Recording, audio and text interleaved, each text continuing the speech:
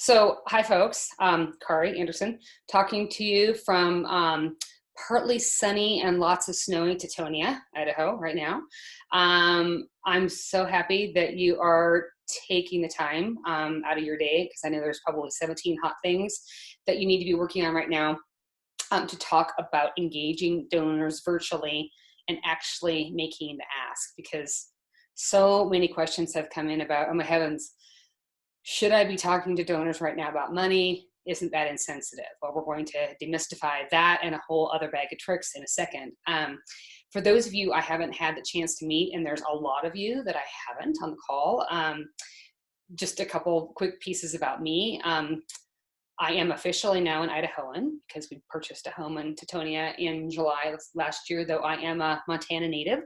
I have been all of you for, about 22 years. I've served as a executive director or a development director for 7 nonprofits in Washington State and in Colorado.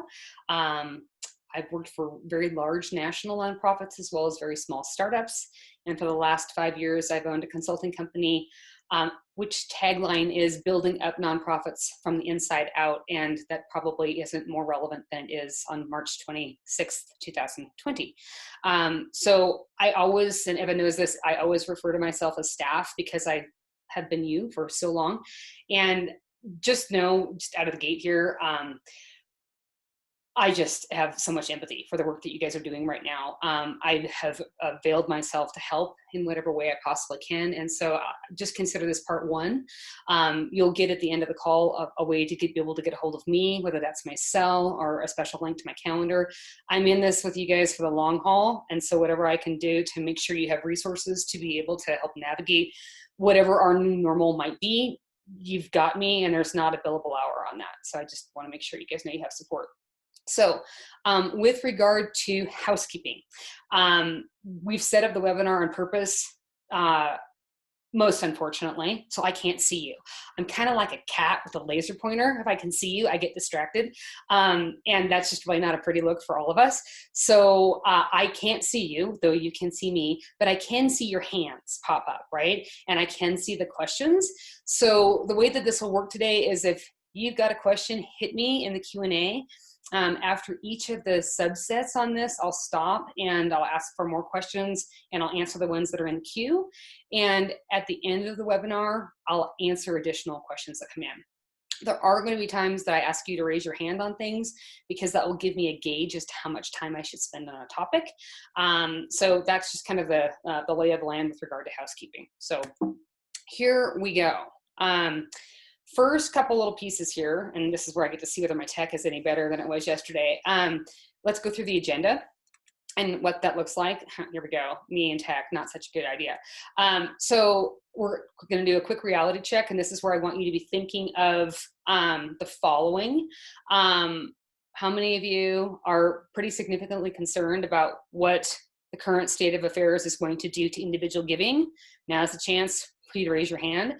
And just a heads up, if you're not raising your hand, you're lying. I'm just gonna tell you that right now. Or you haven't looked at your financials. Okay, so I think everyone on the call is there, okay?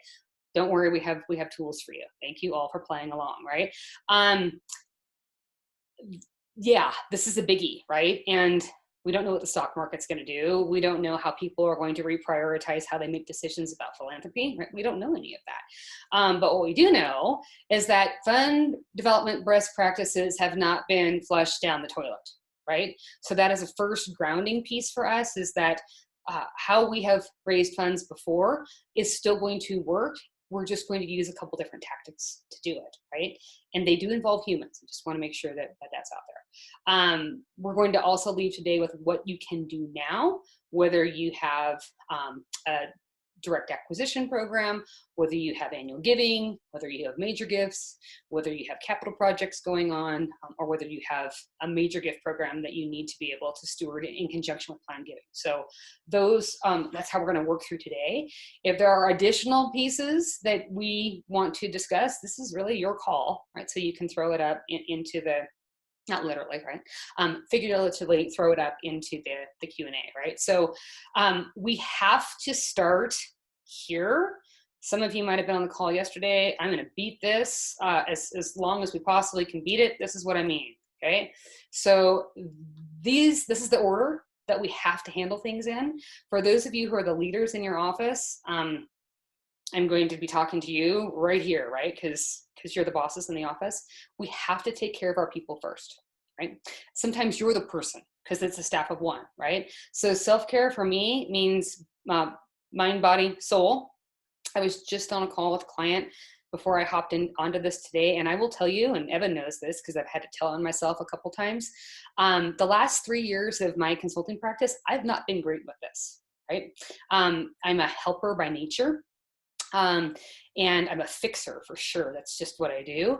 And it is so easy for me, just when things are normal, to say, hey, I'm not working out today because I've got this project I need to work on, or I'm not reading that book today because I have this thing. And because I really love this sector, and because I really love the work that I do with all of you, that's a really easy compromise for me to make.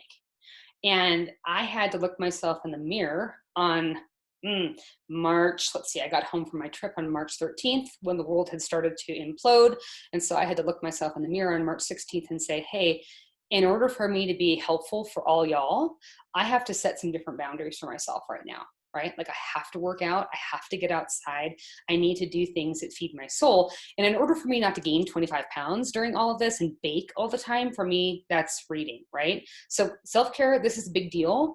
And I hate that the whole self-care thing is kind of cliche, but it's a big stinking deal right now, because if you don't take care of yourself, you can't take care of the donors, right?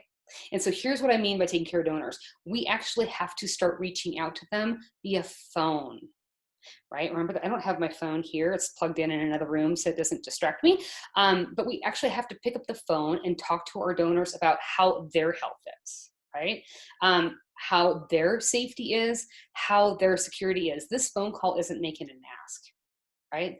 This phone call is not hey, let's pivot the conversation to talk about money. This is asking them how they are doing.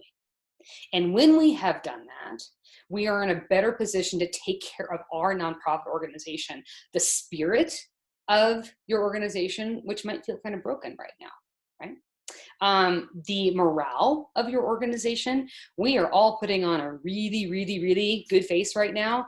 And man, morale is rough in some places, right? We just have to be able to address that. If we're able to address spirit and morale at our organization, then we can actually talk seriously about net revenues for our group and what we're going to do to impact those. So that's kind of first to do. If we haven't done that yet, that's first on the to-do list, because then we actually can talk pretty pragmatically about what have we learned from other national times of crisis. So a couple of you on the phone, or on my phone, my virtual phone, know-ish my age, because we've worked together for a bit, right? But this is where I get to just, throw it out there. I was working in the field during 9/11. And I was working in the field when we went through the 2008, crisis. Certainly there are some things that are similar, and there's a load that's different. But there were some truisms that we took from working through 9/11 and having to regroup and learn how to fundraise then. And there's certainly some truisms that come from our time working through crisis in 2008 moving forward. And they are the following. Our job is to stay calm. That's hard, right? But our job is to stay calm through this. This is going to pass eventually. I do not have a crystal ball that is remotely clear as to when that's going to be, but our job is to be calm, even if we got to fake it. Like that's our job. Donors tend to engage more with organizations that have a plan, right? So the calming piece is really important for them. We can't ever assume on any given Sunday, right? But certainly today, we cannot assume that donors won't give. Shame on us, right? That is not our decision to make. So we're just going to stop that, right? Our job is to stay the course. So if you have a plan, right, you're going to stick with your plan. How we deliver on some of the plan might look different because of social distancing or shelter in place or technology, right? But if you actually have a plan as to how we're going to raise our revenue, we're going to stick with that. right? Again, we have some structure to be able to work through this. What is going to change is the frequency in that you review revenue goals and your revenue reports, right? Some of you, hopefully only 2 on the call, right? Some of you might have boards that really don't pay a lot of attention to your financials at board meetings. Maybe you as the executive director, maybe don't pay as much of attention as we should because you like to dabble in whatever that is, right? Program, advocacy, whatever that might be. We got to get really real with where the money is, because the more often we look at our financials and our revenue projections, we're able to pivot more quickly, and we're able to have a real-time message for donors as to what our need is. Right? So we just have to manage our time differently and manage those reports. The last thing, okay, this is a question, get ready with your question button. How many of you actually have a major gift program in place right now? Please raise your hand. Gabriel, he's back, love it. Good job, Jessica, good to see you. Okay, good. Nice job, kids. Okay, so for those of you who have not raised your hand, guess what? You're starting it, right? Someone asked the question yesterday, oh my heavens, how do I possibly have time to start a giving program when I have all this other stuff? Folks, this is the time, right? Because it's going to take time to get a gift program in place and having people give. But if we don't start to put in the work in the little extra time we have now, it is never going to manifest, right? Same thing with a planned giving program. Those are lessons that have replicated, right? This isn't just a brand new idea on March 26, 2020. It's, we have gone through areas of crisis and recession before in the United States. All of these things were truisms. All of them worked, so we're going to use them now, right, to our advantage. So a couple things, right, as we look into, what might our new normal look like? And where do we want to go as an organization? So if we are looking at what a healthy nonprofit looks like, and this doesn't matter to me whether you're small, right, with maybe you have a budget of $100,000 or less. Maybe you're the American Heart Association, right, with net revenues of over $1 billion. It doesn't matter to me what your scale is. A healthy nonprofit means that you have diversified revenue streams that end up looking like the following, right? You've got a donor acquisition program. All that is fancy talk for we have a pipeline to acquire new donors. Oftentimes those pipelines, sometimes that looks like buying lists, right? Or acquiring lists or working with lists for larger organizations. But for most of us, and since I'm a special event freak, right, this is me, it comes through our special events, right? We acquire donors from being event attendees. So we all should have a methodology to, for general donor cultivation. Oftentimes that looks like a donor cultivation and stewardship calendar. And again, that's just fancy talk for, have we mapped out all of the opportunities to invite donors to engage in our work? And that doesn't mean giving, right then? It doesn't mean attending an event, especially not an event right now. It means learning more about your organization, right? So that's healthy. We want to have a specific stream of revenue that would be mid-level gifts. It's up to you to decide organizationally what a major gift is, what a mid-level gift is. For some organizations, it's major gifts or anything over $1,000. For some organizations, it's anything over 500, right? Again, I'm not telling you what that number needs to be. What matters is that you look at your revenues and you look at your donors to be able to say, so where do our top 20% of gifts fall? Is it over 500? Is it over 1,000? What is it, right? We ought to have planned gifts, right? So those are funds that donors have said we are going to be giving to you when we pass away. Sometimes they're called bequests. No, we can't count those into a budget, right? We don't know when someone is going to pass away. We certainly do not know if their will has been changed and if we're going to acquire those funds. But we'd be fools not to be making sure that we have a strategy to let donors know that this is a way for them to be able to contribute and support to the mission of your organization. And the last piece that goes along with this, and it's not for everyone, right? Because not all of us is in the middle of a capital campaign, but some of us might need capital gifts. And what that means is funds that are specifically restricted for a tangible item at your nonprofit, right? So that's healthy.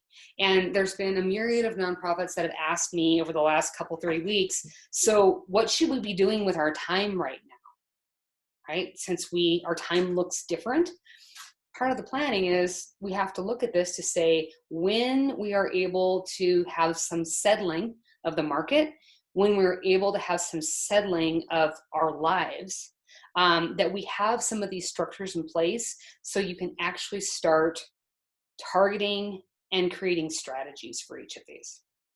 And I'm happy to talk more offline about what that looks like. So I know that some of you have already messaged your story because I'm on your email list, right? And I've seen them. And I keep all that stuff because it's fun for me to read, but it also gives me some great case stories as to how this message worked and what the reaction was, right?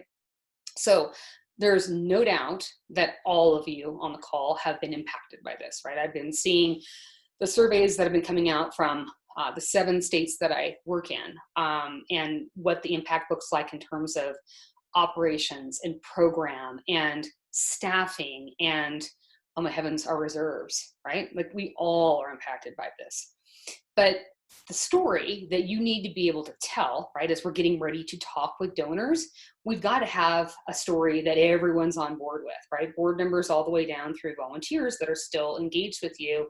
And that is, are we a first degree impact organization? Or are we a second degree impact organization? And what that means is, first degree is you have been significantly impacted by this. And the significant comes from you are frontline service for some of our most vulnerable either populations or service providers right now. So that could look like food scarcity. That could look like education. That could look like health. That could look like animal welfare. That could look like domestic violence, right? That could look like housing. That is not to minimize the rest of us in the room, right? Arts organizations, water quality, athletics, right? But no doubt, health and human services, that's a first degree impact. Second degree impact looks like museums, wildlife programs, right? All things that are important, but your story is going to be a little different than perhaps the first degree impact, right? Certainly, we have all been impacted by the decreased interactions that we have, whether that's people coming into your office, you be able to deliver programs, people coming in to take tours or and be involved with the zoo, right? We all have had a decreased interaction piece. We need to be able to talk about that to the donor very concretely. The opportunity is we now have the opportunity to increase the customization of how we message to our donors. So the story's first, right? We have to get together, if you haven't done it already, to prep your story, because that unified message is going to be really important in order for you to message the story to your donors, right? So the deal is, right, if you are in one of those, let's back up for 1 second, first degree impact, right? First degree impact also could mean, good heavens, we do not have money to be here in 2 months, right? Like all of you has a different revenue story. All of you do. And I'm not here throwing stones at any of it. It's where are you with cash, right? So the piece that we need to remember, besides it's not our job to make the decision for the donor as to where they give or when they give or how they give, donors love to fund current acute needs, right? If you have a current and acute need, we got to tell them, right? No donor I know is clairvoyant. No donor I know is omnipotent, right? They need to know this. And so I'm going to give you 8 steps really quickly. You guys are going to get the deck for this as well, but I want to give you 8 steps in terms of if you need to send a message, and yes, you can do this via email or mail, right? These are the things, right? It cannot be more than a page long. There is no shoot in the breeze, right? In your subject line, you have an urgent message to deliver, right? So the 8 steps look like this. Number 1, you are going to state the urgent message, why you are contacting them, right? Number two, you need to describe how the current situation with the virus and the economy is hurting those you serve, right, your beneficiaries, your cause, or your organization. Number three, you need to ask for a special gift to help your organization right now, right? And special gift means people, you need to do some math, right? So the math should look like, where's your cash position and how much money do you need? Divided by how many donors typically give to you during the course of a fiscal year. So some of you might be asking for $58. Some of you might be asking for 102. Don't know, right? Your job is to do the math. Ask for specific. Donors like specific. There should be a very short, think 2 to 3 to 4 sentences tops. A story to illustrate the need. It's number 4. Number 5 is showing how their gift of $58 or $102 helps to perfectly meet your need. Number 6, we got to remind them that this need is not the only need you have. We just, again, transparent, right? Authentic. Number 7, that this current reality is not in your budget. It's not, right? None of us knew in February this was coming. Not in our budget. And number 8 is a reminder for them to send the emergency gift now. I have been on the phone with way too many fundraisers and way too many executive directors in the last 10 days saying, we can't possibly send that. Yes, you are. Yes, you are, right? If, again, look to this slide. If you are being harmed, you need to share this. Our job is to share. They are adults. They will make a decision as to whether or not they can engage right now. That's the deal, right? So what else should we be doing, right? This is the one time that you are going to be able to send an email or be able to send a letter, because now we actually have to get on the phone, right? So these are some specific things that we can control. So acquisition.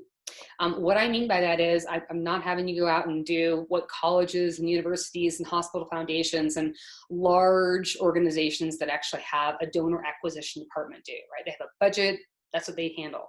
I want you to be looking at those events that you just might have had to cancel and your guest lists, and be picking up the phone and talking with them about how they can assist you. When I say that traditional works, what I mean is the tools that we have traditionally used to engage donors, newsletters, right? Of late, well, for years now, right? Social media, handwritten note cards, right?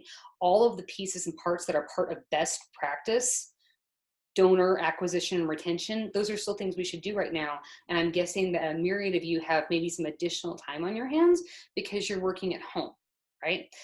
You don't have the other things that go on in an office that take up time, though I know many of you also have children at home, or a spouse or partner, or a roommate, or, oh, there's no doggy daycare, and now we have that. So I don't mean to, I don't even mean to dismiss what might be going on in your household, right? But we know we do have some extra time, so the traditional piece works. This is a time for you to be creative. And what I mean by that is in terms of how we are engaging our donors. So this is actually a fabulous opportunity to brainstorm with your entire team. Again, team of one, that's you, right? This could be your board. This could be involving other program or non-fund development staff in this conversation to be able to say, so how would we engage donors in different ways, in new ways, since we can't be physically present with them? Right? That's a great conversation to be able to have. And my little code here, right, DAF. So DAF stands for Donor Advised Funds. And so if we have donors that are currently giving that way, well, that's what we are going to be wanting to talk to them about. And if we don't know, now is a great time to be messaging about that, right? So some of the knee jerk has been, oh my heavens, the stock market. We can't possibly be asking because of what that has done to our donors' portfolios. So again, pause. We're not making that decision for them. Lots of very intelligent and sophisticated donors that have means, they have donor advised funds, right? They have put what they would like to contribute charitably and philanthropically in a fund that is protected from the stock market. That money is already there. So when we're having discussions with them about how they can support the organization, you'll be able to talk with them about that being a possibility, right? So again, we're not taking from household expenses. We're not taking from money that they can't use. That's already set aside.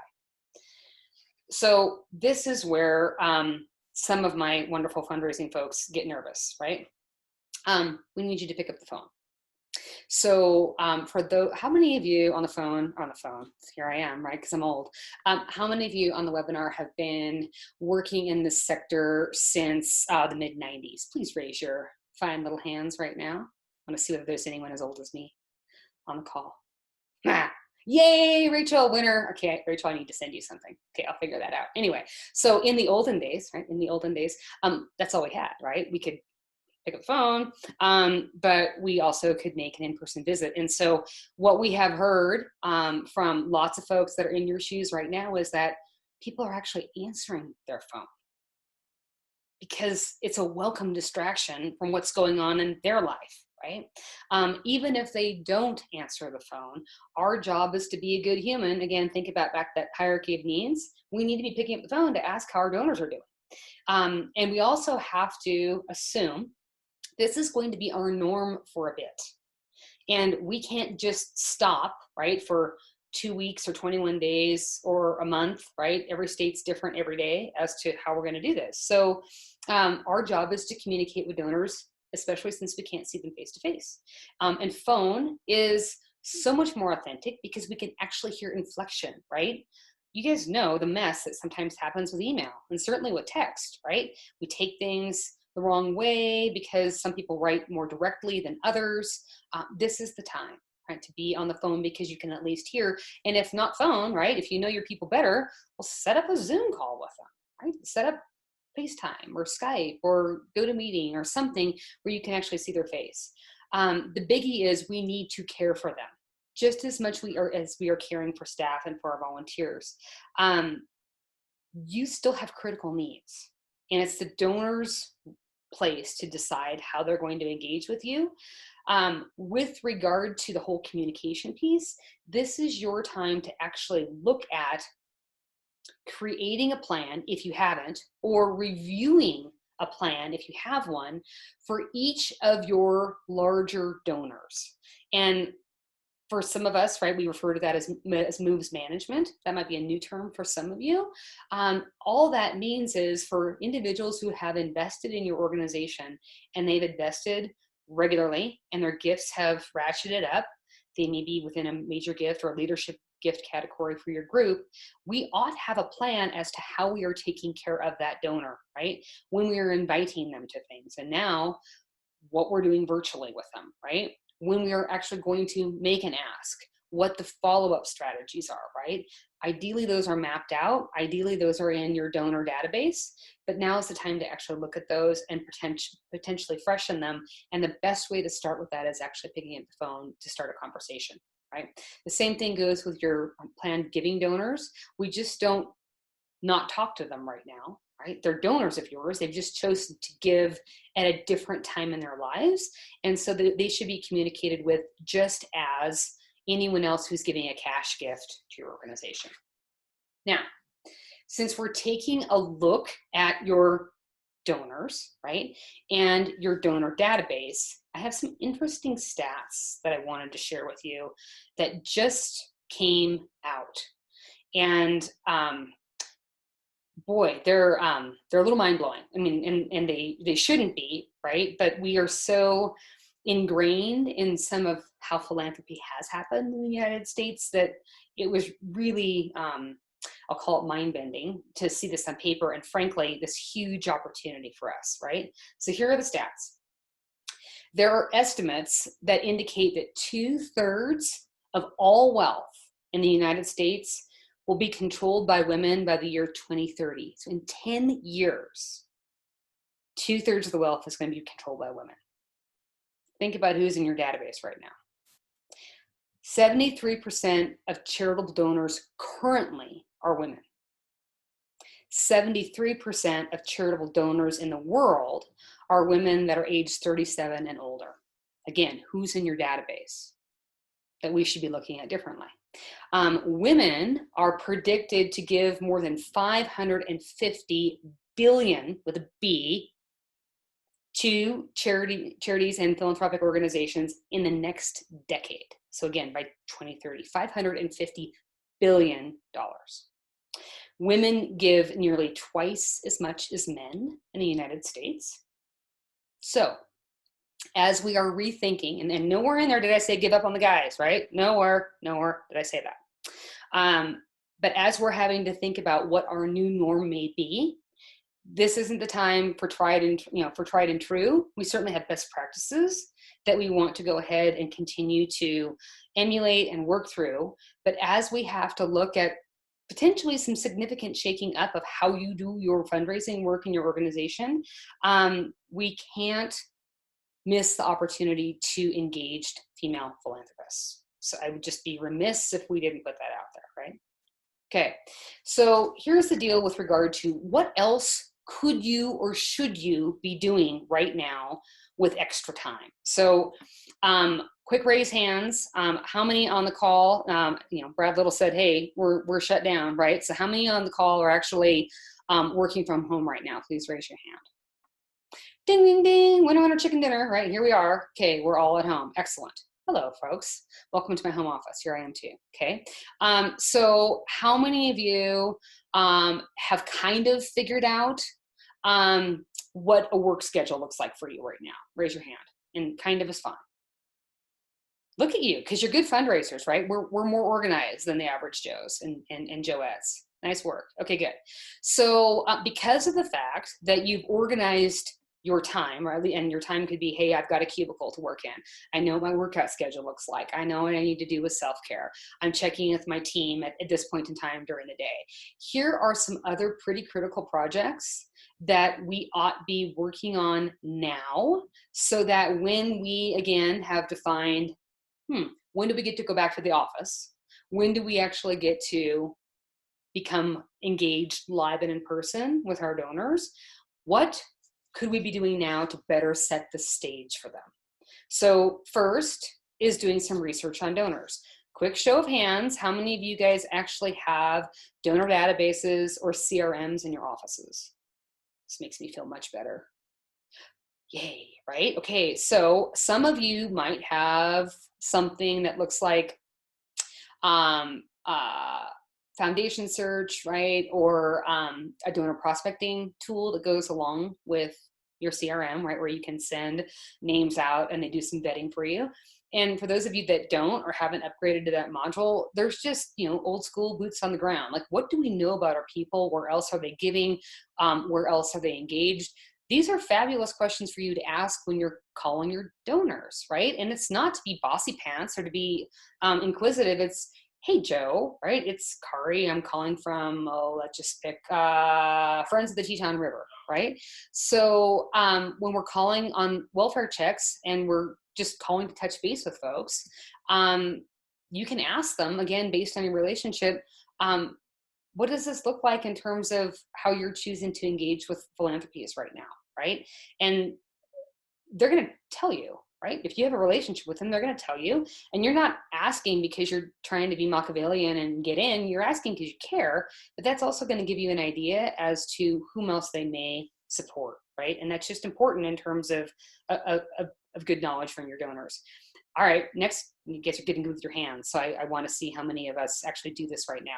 How many of you actually have donor portfolios assigned to you and or your executive director and or your board members right now? Please raise your hands.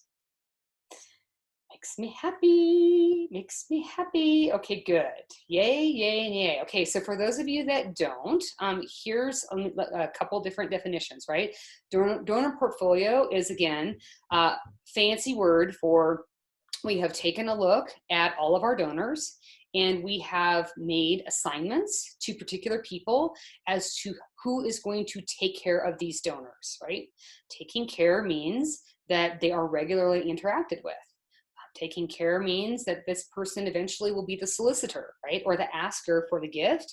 Taking care means that these people have a specific person who is thanking them, right? So it literally can be that simple.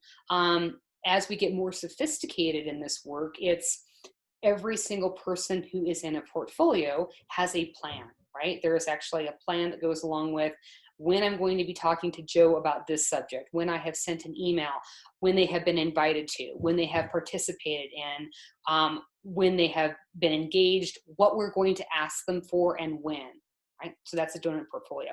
For those of you who haven't done this, it's a great opportunity for you to be looking at your database to say, who should we be putting into portfolios? And should this be the executive director? Should this be mine as the head of development? Would this be better served with some of our board members? What I would absolutely share for those of you who do have portfolios, and if you haven't engaged the board in this, high time, right, to be able to help spread that wealth.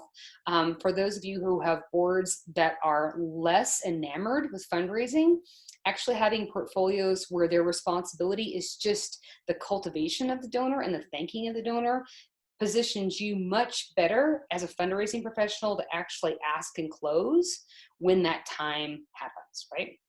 So I think I know the answer to this for about half of you, but I want hands again. How many of you have a current donor database? Please raise your hand. Jackpot. Okay. And I know that you all know who are raising your hands. A database is not an Excel spreadsheet. Awesome, right? So here's the follow-up question to that. When was the last time you were in the database? Were you in it today? Please raise your hand. I love all you. Can I take you on parade? This is excellent, right? So for those of you that don't have a database, this is the time, right? This is the time to be able to go and do some research. They are not cost prohibitive. I will make sure in the follow-up email that I send a link to do compare and contrast of donor databases that are out there. For those of you who are the smarty pants that are actually using your donor database, this is the time to make sure that it is clean, right? So have you created, let's just say, a kind of a checklist as to every time you go into the database and are in someone's contact record that these 5 things are done, right? If you've got that, great. I'd love to see a copy of that sheet, right? And I'm sure your peers on the call would too. But if you don't, we want to make sure that every time that someone is in that database, that they're doing the exact same things. And that could be that we're entering in the names, right? First and last, the way we want them. And not all lowercase, right? We're not AA mill. That you've made decisions, are we spelling out or are we abbreviating addresses? That when you have had a phone call or when you have had an in-person meeting, that there's notes that are immediately entered. Immediately means 24 hours after the meeting, right? That you're regularly pulling reports and queries so that your board is up to date on who are donors or who are members so they can be appropriately thanking. Okay, so there's some homework for you. How many of you feel like you could write a novel right now on all of your programs? Please raise your hand. Oh, look at that one. Okay, well, good. That means you guys are in the right spot, right? Good fundraisers. If you're new, if you have just been promoted into this role, or if you really don't feel like you've got the best handle on programs, this is the time to dive in so that you learn, right? Consider this professional development for you. Again, the more you know, the better prepared you are to have conversations with donors about what you do and how their dollar can move mission forward. How many of you feel comfortable right now that your website is the only place you're open for business? 2, 3, 4, 5, 6, 7. Okay, so folks, we got some work to do, right? Love the fact that a good 7 of you feel pretty comfortable with this. I hate that it's taking, right, what we're having to work through right now in order to be able to get us to this space. But this is the time, right? For the foreseeable future, 2 weeks, 3 weeks, 4 weeks, 6 weeks, whatever that is, the website is the spot where anyone who is interested in your organization, from an engagement perspective, from a donations perspective, from a volunteer perspective, this is it, right? This is your storefront. So this is the time for you to be looking at this with a really critical eye to say, is this easily navigable? That's a fancy word, right? Rachel, that's fine, right? As long as Facebook's it, right? Some of us don't have, we don't have websites. But how easy is it, right, for people to get a hold of you via Facebook? It drives me absolutely batty to go onto some of the nonprofits' Facebook sites, and there's not contact email information. Oh, and then they send you to the website, and then that website does not have staff information, or they think they're being sassy and they'll list staff names, but they won't give an email address. Folks, I get that for some of you, it's like, we don't want people like Kari finding us. I have other ways, right? But think of what that does to your donors right now. If you don't have absolute transparency on your website as to how to find your people, whether that is email or whether that's phone numbers, and I get some of our staff aren't frontline and they wouldn't be talked to, but then let's be transparent about that on the website. There should be a flash page or something that says, here's how to get a hold of our folks now, right? With regard to program or advocacy or fundraising, whatever that is. Is it easy for people to donate on every single one of your pages? Right? If it's not, that's the thing, right? Yay, Mahmoud, love that, right? Yay, Haley, okay? Like, let's not make this hard for people. And it's so easy now, we should be able to have a donate button, everywhere, right? So we gotta make this easier. There's a project for you. Next project, have you written personal notes to all your donors in the last year? Hands up. Sarah, Haley, nice. Okay, so, good. I'm sensing some carpal tunnel surgery in the rest of your futures, right? Like, it's time, we gotta write a note. And it shouldn't just be you writing them, but as the development staff, your job is to marshal efforts, right? So your ED should, again, portfolio, right? They've got some people. Board members should be helping you with this. But if folks are unable or unwilling, and the unwilling piece right now isn't because people on the board, right, don't want to help. We got to meet them where they're at. They probably have their own fires to fight right now with regard to what's going on with their lives, health, right, security, business, family, all those pieces. But this is the time, right? So setting some goals for yourself as to whom I need to be following up with soon. Our thank you notes, part of the written personal notes. They can be, Lisa, they can be separate. Right? So ideally, and Lisa Wagner, everyone, is with Teton Valley Food Pantry, who's doing a phenomenal job of feeding folks in the Teton Valley right now. So Lisa, thank you. Ideally, I'd like them separated out, right? So when you send a text letter, and if you guys hear some hammering, again, we're figuring out our life in the house. My husband evidently decided now is a good time to hang a light in the next room. So chatting with him about that in a bit. So there's a chance for you to write the thank you note on the bottom of the text letter, but a handwritten thank you note is really something separate for another time. And it really gives you a chance to be able to share with the donor the impact that their gift that they gave a couple, 3 weeks ago or last month has allowed you to make it your nonprofit. So I hope that helps, right? And last little bit, and again, I don't have my phone in here again, so I'm not like Puss in Boots and the laser pointer with my phone. We have these wonderful little computers, right? Our little phones. So why wouldn't you want to take a little video of, you can either be chatting, right, with your donor, or if you're still considered critical resource and essential business and you're open, I know some of our animal shelters are. Why wouldn't you want to go and take a video of what's going on and send it to your donors, right? A way for you to be able to keep in personal contact. We just have to be thinking about new ways to interact with folks. But if there is one thing, right, it's the phone. It's the phone. Whether you get them live or not, just to let them know that you care. So I've heard this now. I started to keep a little cheat sheet, right, of how many times I've actually heard back from clients or for nonprofits that are not clients of mine that I'm just helping right now, right? And when they've actually cared to make the call and just touch base with the donor, and they've either gotten a voicemail back, they've gotten an email back, or they've been able to have a conversation, and this is how that's gone, right? The donor has been wondering, again, because the donor cares about you, the donor has been wondering, I wonder how they are doing and how can I help? And instead, in our little head, right, because we overthink things, we have been thinking, we really can't ask them for help right now. That would be insensitive, right? So you might get that from a couple folks.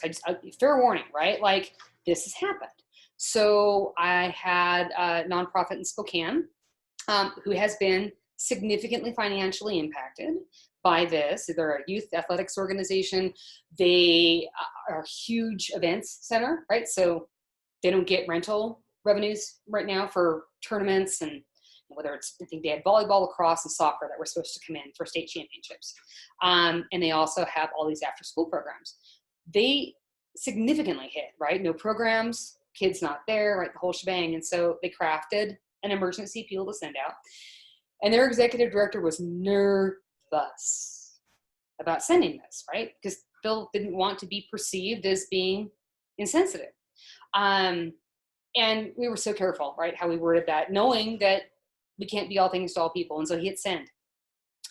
And of course, what we focus on, right, as good perfectionists that we are, is the one where we have some bad feedback, right? And he did. He got one email that said, I can't believe you sent this right now. You know, we're all struggling and in all the things, because we all are. Everything that donor said was true. But that same day, in addition to the one email that Phil fretted about, because Phil's a good human, and he fretted about it, they had 27 new donors give. And it ended up being almost $11,000.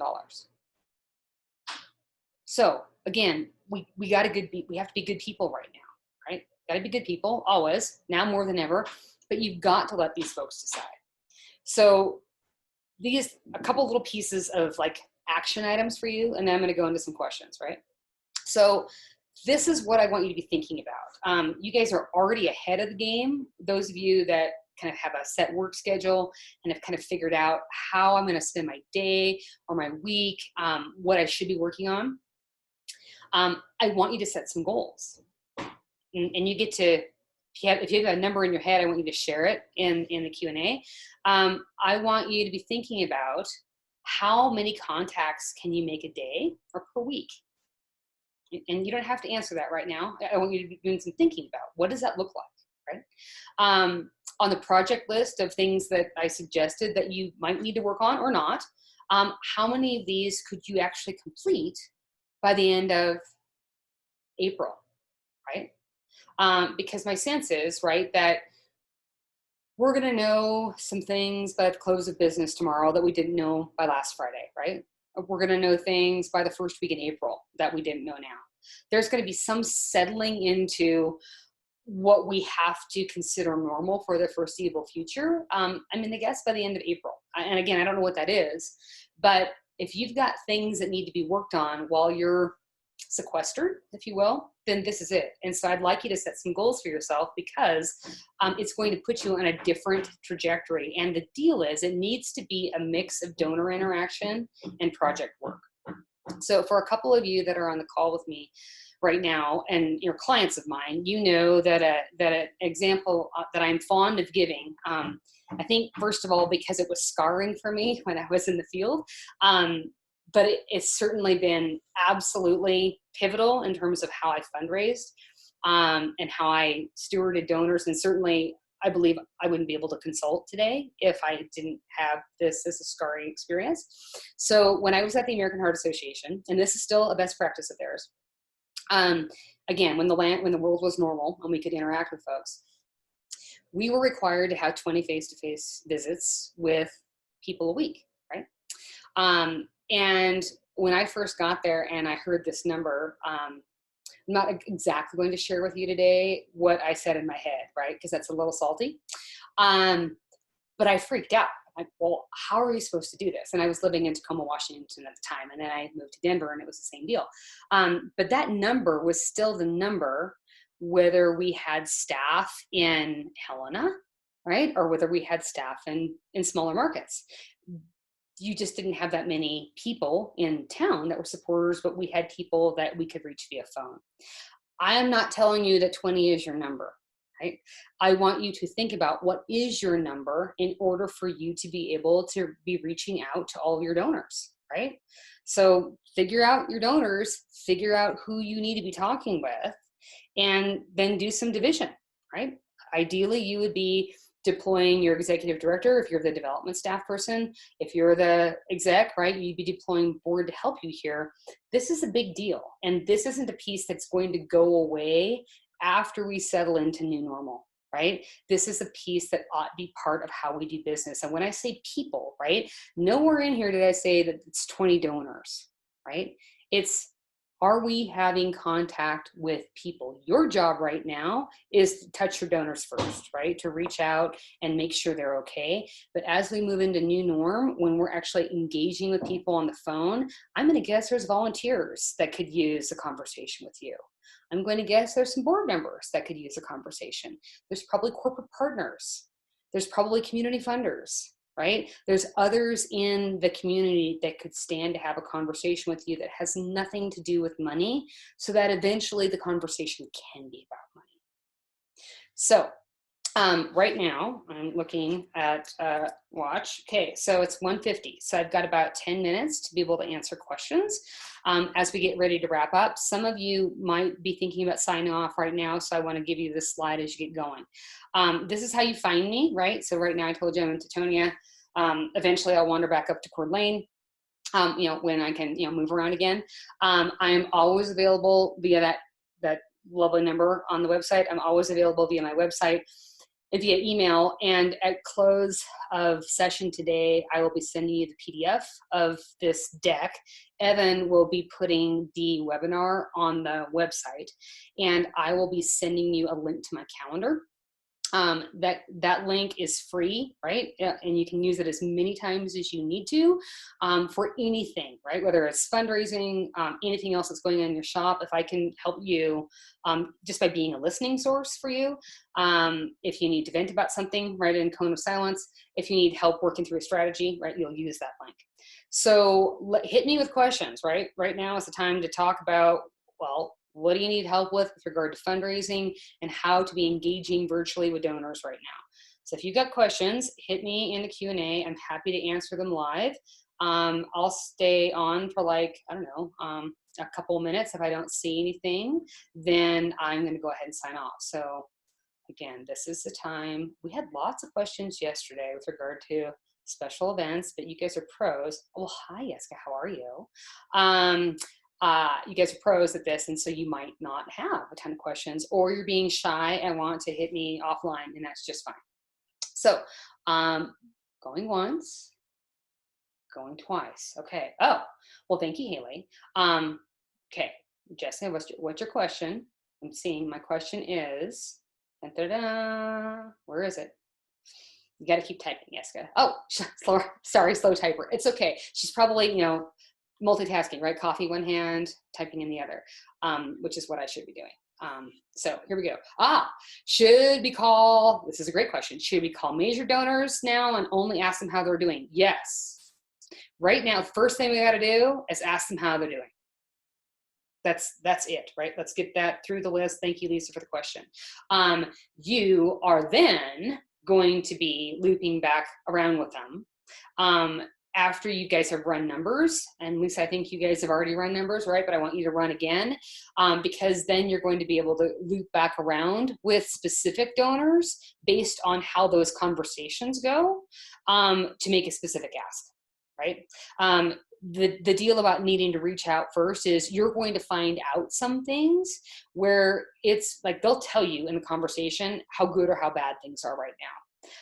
And so we need to, again, be good listeners. And if they said, we're struggling, right, then they may be lower down on, you know, when you make the ask. We're still going to be making an ask to everyone. You got a business to run, right? We got people to feed. But the first thing we have to do is reach out to people and find out how they're doing. Okay. Hi, Sarah. Let's see here. Oh, our gala was scheduled for June 12th, and now our committee wants to do an event where we still get sponsors, host committee, but invite people to buy tickets. Yes, yes, and yes. Right. So unevents are things you can do that. There's been large national organizations that have basically said, hey, buy a ticket and stay in, right, for years. I just want to make sure that you've thought through all of the pieces before you go start to sell this, and be prepared as to how you're going to deliver on sponsorship benefits in a virtual manner, right? So oftentimes with events, sponsors are used to seeing name on invitation, right? They get time on stage. Maybe they get to introduce the band, right? They get to make remarks, whatever that is. Let's be specific about how we are going to deliver their marketing message virtually. In my estimation, they might have a larger audience because you might be delivering their information to your entire supporter group, right? Not just folks that would be at the event, right? So Sarah, I hope that helps. And you can hit me offline if you want more data. Okay, so Jessica, is calling your donors to ask about their annual gift to get a feel if they'd be able to do that in a couple weeks? Okay.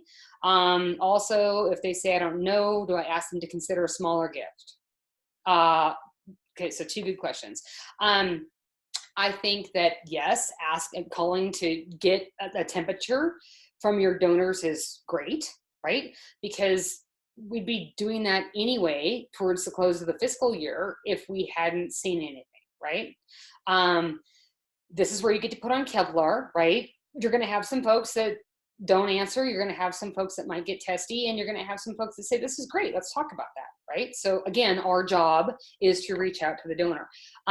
What usually has worked best for me, if they say, I don't know, rather than automatically going to smaller gift, it's breaking their normal gift over time.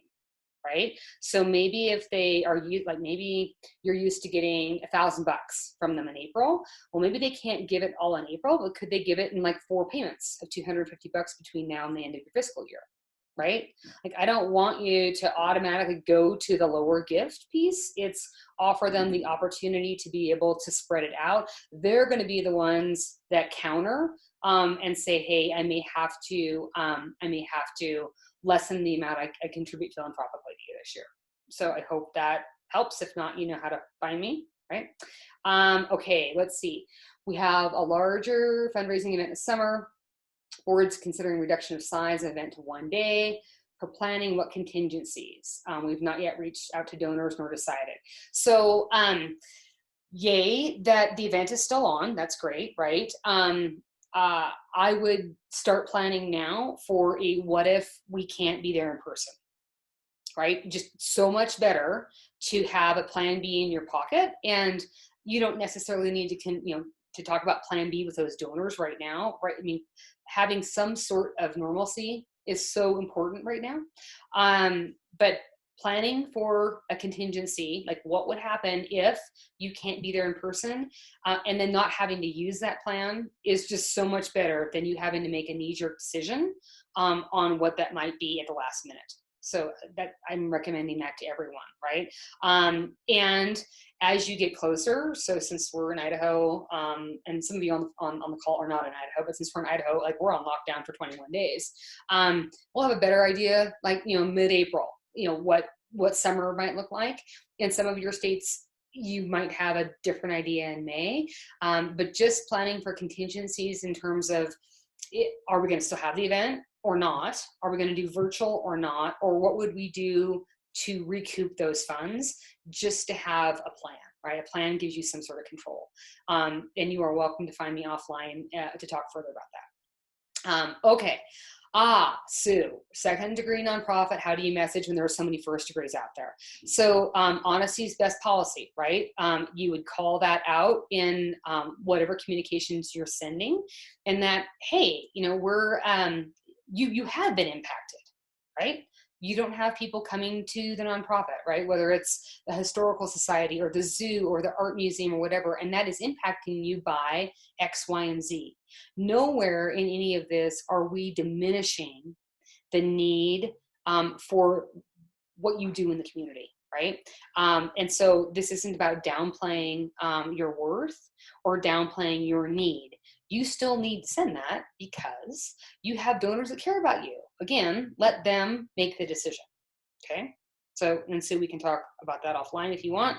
Aaron, Health and Human Services Organization, we don't have any fundraising, which means we don't have development staff. working on fundraising for a specific program at our organization. How should I start making asks without any past donors? And just reach out to the community via social media. Oh, Erin, there's so much to say about this. And I've got like a hot 30 seconds for this. I think the first thing that you can do is certainly share the need, right, on social media. I think the next, I don't know whether you have a board of directors. I'm going to guess so, because in order to be legal, you have one. One of the first tenets of being a good board member is for board members to participate in fundraising. And what that looks like is bringing their connections to bear, right? Their network to bear for the organization. And so one of the first steps is going to be a sit down with the board to have them share their connections with you and to be able to have them start making introductions so you can start sharing the story. Right. So that's piece one. There's more. Hit me offline and book an appointment with me and we can talk through more of it. So it's amazing how fast an hour goes, right? So here we are. This will be again posted on the Idaho Nonprofits site. I have absolutely no editing ability in my limited tech portfolio. So you're going to hear all the stuff, right? You're going to hear the husband hammering. You're going to have my off-topic tangents, but the whole thing will be there. And I'll also be sending you a PDF of the slide deck. So as I sign off, please know how grateful I am for the work that you do in this sector. Please consider me a resource as we figure out what our new norm is, and please take care of yourselves during this time. Thanks again, and we'll talk to you soon. Take care.